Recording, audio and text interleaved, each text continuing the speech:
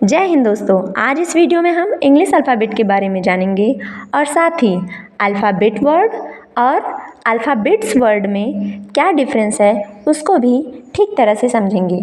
पिछले वीडियो में हमने देखा था कि किसी भी भाषा की शुरुआत दो तरह से होती है, लिसनिंग के थ्रू और स्पीकिंग के थ्रू, यानी सुन करके और बोल करके। लेकिन लिसनिंग तभी होगी जब हमें कोई साउंड सुनाई देगा। क्या सुनाई देगा? साउंड। और स्पीकिंग भी तभी होगी जब हम कुछ बोलेंगे, और जब हम कुछ बोलेंगे तो हमारे मुंह से क्या निकलेगा? साउंड, मतलब आवाज़। तो लिसनिंग और स्पीकिंग इन दोनों के लिए सबसे ज़रूरी क्या है? साउंड। तो किसी भी भाषा के विकास में, किसी भी भाषा के लर्निंग में सबसे ज़्यादा इम्पॉर्टेंट क्या है? साउंड।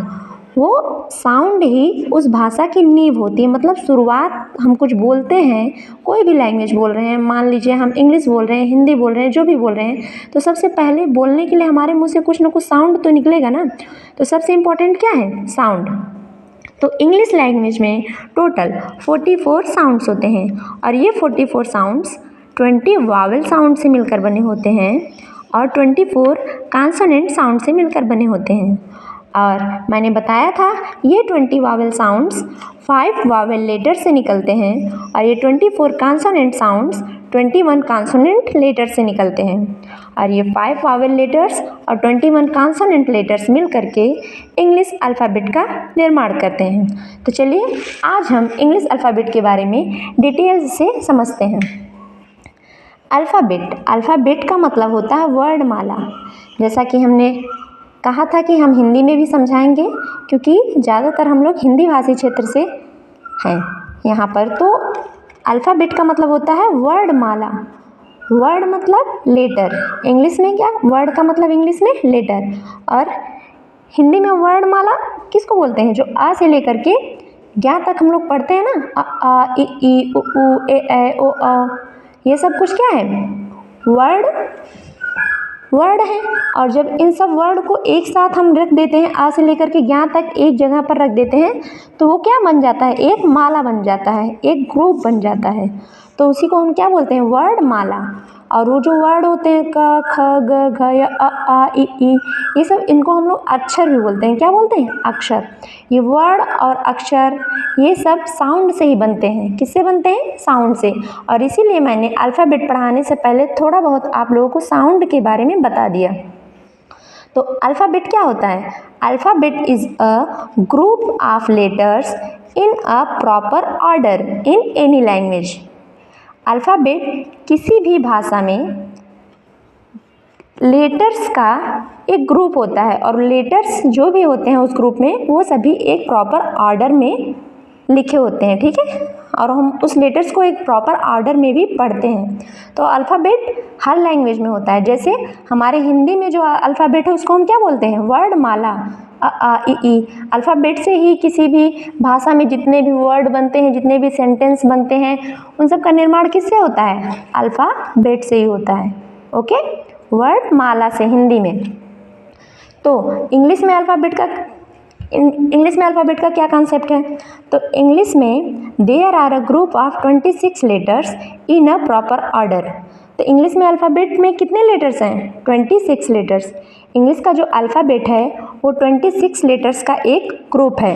वो 26 लेटर्स कौन कौन से हैं? A B C D E F G H I J K L M N O P Q R S T U V W X Y Z। जब हम इसको काउंट करेंगे तो ये टोटल 26 लेटर्स आएंगे, और यही 26 लेटर्स मिल करके इंग्लिश अल्फ़ाबेट का निर्माण करते हैं। ओके, तो हर एक भाषा का एक ही अल्फ़ाबेट होता है। किसी भी भाषा में कुल कितने अल्फ़ाबेट होते हैं? एक। हम लोग कभी कभी क्या है कि सही से समझते नहीं और बोल देते हैं कि इंग्लिश में टोटल 26 अल्फ़ाबेट हैं। पूछते हैं इंग्लिश में कितने अल्फ़ाबेट हैं, तो बोल देते हैं कि 26 अल्फ़ाबेट हैं, जबकि 26 अल्फ़ाबेट नहीं है, 26 लेटर्स हैं और ये 26 लेटर्स मिल करके इंग्लिश का अल्फ़ाबेट बनाते हैं। हर एक लैंग्वेज का एक अल्फ़ाबेट होता है, जैसे हिंदी में हमारे ये 49 या टोटल पूरा ऐड कर लो तो 52 जो वर्ड होते हैं वो मिल करके हिंदी की क्या बनाते हैं, वर्ड माला बनाते हैं। ऐसे ही इंग्लिश में जो 26 लेटर्स हैं ये सारे मिल करके इंग्लिश का अल्फ़ाबेट बनाते हैं। तो हम लोग क्या कह सकते हैं, there are 26 letters in English alphabet. तो इंग्लिश अल्फ़ाबेट में कुल कितने लेटर्स हैं, 26। Understand, good. अब हम जानेंगे कि अल्फ़ाबेट और अल्फ़ाबेट्स में ये जो दो वर्ड हैं दोनों में क्या डिफरेंस है, क्योंकि हम लोग कभी कभी इसको क्या बोल देते हैं, अल्फ़ाबेट्स, जबकि इसको अल्फ़ाबेट्स नहीं बोलना है।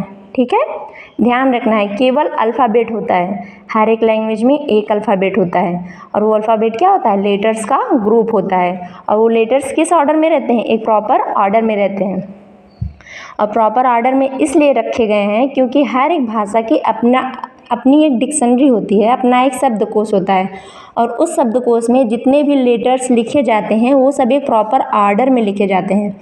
और इंग्लिश लैंग्वेज में जो भी डिक्शनरी हम लोग पढ़ेंगे ज़्यादातर हम देखेंगे कि वो इसी ऑर्डर में लिखे रहते हैं। पहले सारे वर्ड्स जो ए से स्टार्ट होते हैं वो लिखे गए रहते हैं, फिर बी से, फिर सी से, फिर डी से, इसी तरह से एक प्रॉपर ऑर्डर में डिक्शनरी बनी होती है और इसी वजह से अल्फ़ाबेट का भी एक ऑर्डर होता है। अब आप लोग क्वेश्चन, जैसे मैंने कहा था कि हमेशा एक क्वेश्चन उठाइएगा कि हाँ मैम इसको ए के बाद बी क्यों लिखते हैं, बी भी तो पहले भी लिख सकते हैं। तो इसका रीज़न भी यही है कि जो इंग्लिश की डिक्शनरी है वो इसी ऑर्डर में क्रिएट की गई है।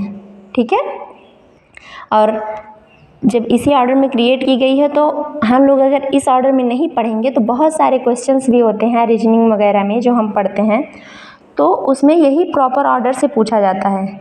डिक्शनरी से रिलेटेड क्वेश्चन रहते हैं, शब्द से रिलेटेड क्वेश्चन रहते हैं। तो अगर हम इस ऑर्डर में ध्यान से नहीं पढ़ेंगे, कुछ भी आगे पीछे करके पढ़ लेंगे तो फिर हमारे क्वेश्चंस गलत हो जाएंगे। तो इसी वजह से हम लोग अल्फ़ाबेट को या हिंदी की भी जो वर्ड माला है उसको एक प्रॉपर ऑर्डर में पढ़ते हैं, लिखते हैं। ओके, तो अल्फ़ाबेट क्या है, किसी भी भाषा का ऐसा ग्रुप होता है जिसमें उस भाषा में प्रयोग होने वाले सभी लेटर्स शामिल होते हैं। जैसे हिंदी की वर्ड माला है तो कैसा ग्रुप है, एक ऐसी माला है जिसमें उस भाषा में, हिंदी में कुछ भी बोलेंगे हम तो जो हिंदी की वर्ड माला है उसमें जितने लेटर्स हैं उसी का यूज करके हम कुछ भी लिखते हैं। जैसे इंग्लिश में भी, इंग्लिश मान लो एक भाषा हो गई तो ये पूरा 26 लेटर्स का एक ग्रुप हो गया जिसमें इंग्लिश में कोई भी हम लेटर्स लिखेंगे, कुछ भी लिखेंगे, कोई भी वर्ड लिखेंगे, कोई भी सेंटेंस लिखेंगे, कुछ भी लिखेंगे तो जो भी लिखेंगे वो यही 26 लेटर्स का यूज करके हम लिखते हैं। जैसे मान लीजिए हम लिख रहे हैं बॉय, क्या लिख रहे हैं, बॉय। एक मीनिंगफुल कॉम्बिनेशन बनाया मैंने BO और Y का बनाया। तो क्या बनाया मैंने, कौन सा वर्ड बनाया, बॉय। बॉय मतलब लड़का। ठीक है, तो कुछ भी बनाएंगे, जैसे मैंने भी बॉय बना दिया तो हम कुछ भी बनाएंगे, कुछ भी लिखेंगे, वो सारी चीज़ें इन्हीं 26 लेटर से मिल करके बनेंगी। ठीक है, अल्फ़ाबेट क्या हो गया, किसी भी भाषा का ऐसा ग्रुप है जिसमें उस भाषा में प्रयोग होने वाले सभी लेटर शामिल होते हैं। इंग्लिश में हम कुछ भी पढ़ेंगे, कोई कितना भी बड़ा सेंटेंस लिखे, पैराग्राफ लिखे, वो सारी चीज़ें बस इन्हीं 26 लेटर से मिल करके बनी हुई होंगी। समझ आया? ओके, चलिए अब हम पढ़ेंगे अल्फ़ाबेट्स क्या होता है। अल्फ़ाबेट तो मैंने जान लिया, अब अल्फ़ाबेट्स के बारे में पढ़ेंगे। अल्फ़ाबेट्स हमने यहाँ पे यस लगा दिया और अभी हमने क्या पढ़ा था, अल्फ़ाबेट, ये पढ़ा था। ठीक है, अल्फ़ाबेट हर लैंग्वेज में एक ही होती है। जैसे इंग्लिश में ABCD ये 26 लेटर का एक ग्रुप हो गया, हिंदी में A ऐसे ग्रीक में रहता है अल्फ़ा, बीटा, गामा, डेल्टा, ये सब रहता है। ठीक है, तो ऐसे ही अल्फ़ाबेट जो होता है हाँ सॉरी, अल्फ़ाबेट्स जो होता है इसका मीनिंग होता है लैंग्वेज। इसका मीनिंग क्या होता है? लैंग्वेज। लैंग्वेज। तो लैंग्वेज तो कई होते हैं, अल्फ़ाबेट्स तो कई हो सकते हैं, है कि नहीं? जैसे हम लोग बोल सकते हैं इंग्लिश लैंग्वेज की जगह हम लोग क्या बोल सकते हैं? English alphabets. इसका मतलब हो गया इंग्लिश लैंग्वेज। और क्या बोल सकते हैं? हिंदी अल्फ़ाबेट्स। इसका मतलब क्या हो गया? हिंदी भाषा।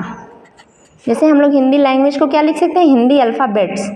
अंडरस्टैंड? और ये जो अल्फ़ाबेट होता है ये हर लैंग्वेज का अपना एक लेटर्स का ग्रुप होता है। जैसे इंग्लिश अल्फ़ाबेट्स एक लैंग्वेज हो गया, इंग्लिश लैंग्वेज हो गया, इसका एक अल्फ़ाबेट होता है जिसको हम लोगों ने अभी पढ़ा था ABCD 26 लेटर्स पढ़े थे ना, है कि नहीं? ऐसे भी हो सकता है, चाइनीज़ लैंग्वेज हो सकता है, रसियन हो सकता है कि नहीं? फ्रेंच लैंग्वेज हो सकता है, कुछ भी हो सकता है। तो लैंग्वेज की जगह हम लोग क्या लिख देंगे? अल्फ़ाबेट्स लिख देंगे। अंडरस्टैंड? चलो जैसे मैं लिख दूँ ऐसे, फ्रेंच अल्फ़ाबेट्स। समझ आया? तो अल्फ़ाबेट्स देख रहे हो ना कितने प्रकार के हैं। तो ये जो अल्फ़ाबेट्स होते हैं ये सब लैंग्वेज होते हैं। जैसे मैं और भी लिख दूँ, ग्रीक,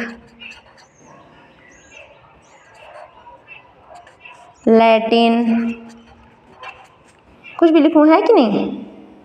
ये सारे क्या हैं? अल्फ़ाबेट्स लिखूँ या इनको, या फिर लैंग्वेज लिखूँ? इसको मैं लैंग्वेज भी लिख सकती हूँ, लैंग्वेज, या फिर लैटिन अल्फ़ाबेट्स।